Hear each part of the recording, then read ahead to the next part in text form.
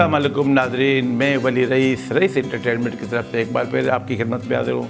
नाज़रीन, आज मैं एक और फ़िक्र अंगेज़ मौजू लेकर आपके सामने पेश कर रहा हूँ और यकीनन आप भी मुझसे इत्तिफ़ाक़ करेंगे कि ये बहुत बड़ी बात है कि इंडस्ट्री इस वक्त ख़त्म हो चुकी है, लेकिन अगर वो चंद सांसें ले रहा है तो अब भी कुछ ऐसे लोग हैं या जैसे ऐसे इदारे हैं जो अब भी मतलब इंडस्ट्री ख़त्म हो गई है, ख़त्म होने को है, लेकिन थोड़ी बहुत सांसें हैं उसको भी गला पकड़ के मारने के चक्करों में हैं। तो कौन लोग हैं? वो सिर्फ वो अपनी पब्लिसिटी के लिए या अपनी ज़हनी तस्कीन के लिए तो ये कर रहे हैं। तो ये बहुत बुरी बात है कि मेरे शायद इस जुमले से मेरे कुछ दोस्त नाराज़ हों, लेकिन मैं जो सच्ची बात है वो बताना चाहता हूँ कि हमारी जो रही सही टूटी फूटी सांस लेती बल्कि बिस्तरे मर्ग पर लेटी हुई इंडस्ट्री को तबाह करने वाले वो लोग हैं जो वीलॉग्स बनाते हैं। जी हाँ, वीलॉग्स बनाते हैं। अब जुमेरात की रात को 2 बजे फिल्म रिलीज़ हुई, अभी तक किसी ने देखा नहीं और इंतज़ार में है कि ये फ़िल्म कब रिलीज़ होगी। और फिर जुम्मे के दिन सुबह ही सुबह वीलॉग्स बन जाता है कि इस फिल्म में ये ख़राबी है, इस फिल्म में वो ख़राबी है। पूरी फिल्म को उसको ऑपरेशन करके उसके हाथ पैर सर फेफड़े गुर्दे सारी चीज़ें निकाल के आपके सामने पेश करेंगे कि अभी जो ये फिल्म बनी है जिसमें करोड़ों रुपए खर्च हुए हैं, जिसमें डायरेक्टर ने प्रोड्यूसर ने इतने पैसे खर्च किए हैं, तो ये अपने एक छोटे से व्लॉग्स के लिए वो सारी चीज़ें आपके सामने पेश करते हैं। अब जिन्होंने वो फिल्म देखनी है इंतज़ार कर रहे थे कि ये फिल्म कब रिलीज़ होगी, लेकिन सुबह ही सुबह सारा उसका ऑपरेशन हो जाता है, उसके टुकड़े मिल जाते हैं, उसकी लाश मिल जाती है कि ये जो फिल्म बनी है इस पर जो 2 साल में ये फिल्म बनी है इसमें हमारे आर्टिस्टों ने कितनी मेहनत की है और आर्टिस्टों के नखरों के साथ साथ हमारे प्रोड्यूसर ने हमारे डायरेक्टर ने इनके नखरे कैसे उठाए हैं। और जब ये फिल्म रिलीज़ होती है तो सुबह ही सुबह इसको फिलअप करा देते हैं।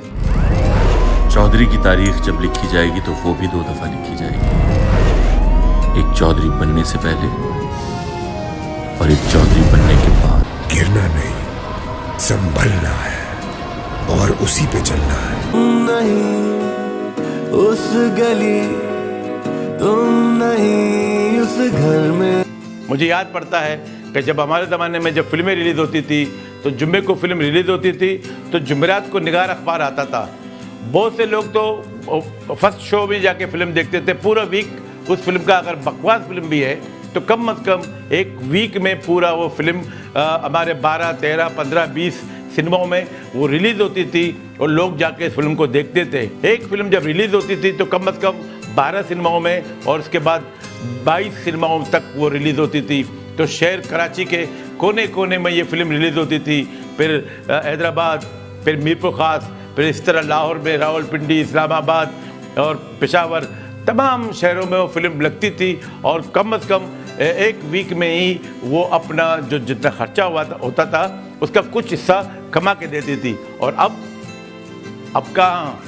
और उसके बाद फिर कुछ लोग ऐसे थे जो जिनके हाथ ज़रा तंग थे तो वो इंतज़ार करते थे कि जुमेरात को जब सुबह ही सुबह निगार अखबार आता है उस पर तबसरा पढ़ते थे, क्योंकि उसमें तबसरे अक्सर बिल्कुल सही होते थे।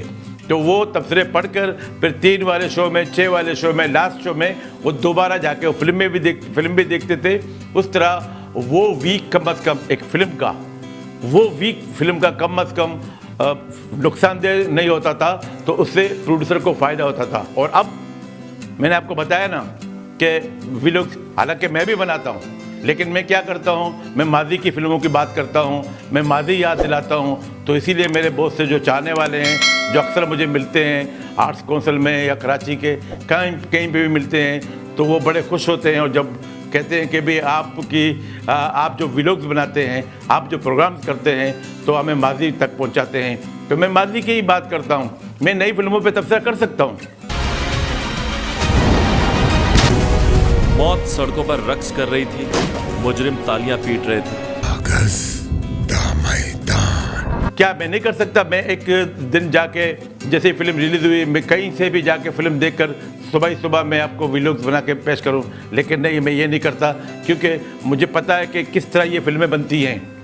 अभी एक फ़िल्म आई थी वेलकम टू पंजाब, वो अभी रिलीज़ हुई नहीं है, उस पर रिलीज़ से पहले ही तबसरे हो गए, और फिर रेड कारपेट हुआ, उसमें भी तबसरे हो गए। उस पर फिल्म जब रिलीज़ हुई, उसमें थोड़ी बहुत गलती तो डायरेक्टर की भी थी, प्रोड्यूसर की भी थी, और फिर कास्ट्यूम की भी थी कि उन्होंने जो कास्टिंग की थी, उस वजह से भी ये फिल्म ज़रा सी नरम गई।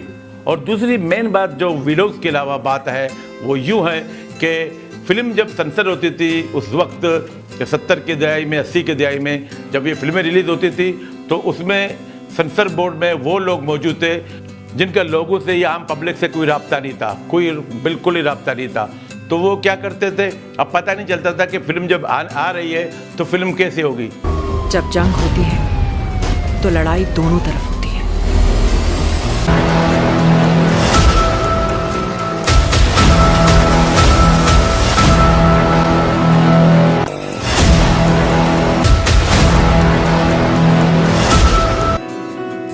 तुम नहीं उस गली। लेकिन आजकल ऐसा है कि जैसी फिल्म सेंसर हो गई, रिलीज़ का भी टाइम फिक्स नहीं है, तो उससे पहले पता चल जाता है कि ये फिल्म तो बकवास है, ये तो फिल्म चलने वाली है ही नहीं, क्योंकि माउथ पब्लिसिटी इसकी पहले से हो जाती है, तो इंडस्ट्री कहाँ चलेगी।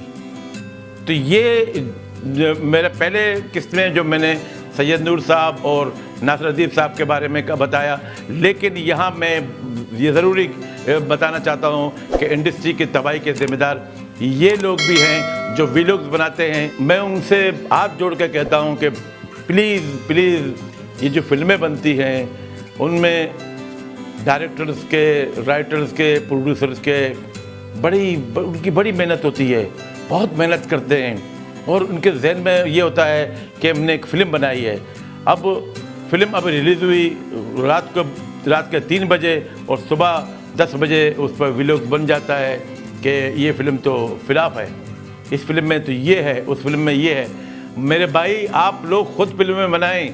बलोची कॉमेडी फिल्मों के डायरेक्टर वली रईस का भी वकार बलोच जैसे फनकारों को परवान चढ़ाने में अहम किरदार है। हमारा यहाँ पे स्किट बनाने का सिर्फ और मकसद ये होता है कि अपने आवाम को, अपने बलोची देखने वालों को इंटरटेन भी साथ साथ करें, उनको एंटरटेन भी करें, लेकिन हमारे हर खाके में, हर चीज़ में मैसेज ज़रूर होता है।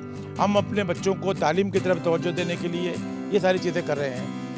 मेरे भाई, अगर आप लोगों को शौक़ है तबसरा करने का, तो आप फिल्में बनाएं और पेश करें, बताएं कि ये फिल्म यूँ बनती है।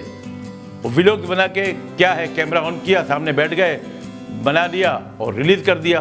तो ये इंडस्ट्री की तबाही के ज़िम्मेदार ये हैं। इसीलिए मैंने तमलेन में लिखा कि आज की कमज़ोर फिल्में और ताकतवर सोशल मीडिया।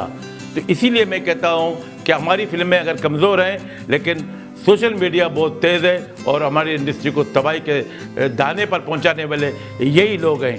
ज़रा सा मैं दोबारा कहता हूँ कि, और दूसरी बात ये कि ये रेड कारपेट और इन चीज़ों से भी ज़रा परहेज़ करें, इसमें पैसे ज़ाया होते हैं। अब रेड कारपेट में कौन से लोग आते हैं फिल्म देखने के लिए, जो फिल्में देखते भी नहीं, उन्हीं को बुलाते हैं सिर्फ वो आर्टिस्टों से मिलने के लिए, वो पिक्चर्स बनाने के लिए वो आ जाते हैं। फिर 2-4 ऐसे लोग हैं जिनको आप फ्री में टिकट देते हैं कि जाएं आप हमारी फिल्म देखें, लेकिन वो सिनेमा हॉल के अंदर बैठ के ही फिल्म के बुराइयां करने शुरू कर देते हैं, और पहली रील जब चलती है तो बताते थे अरे इसमें तो ये गलती है।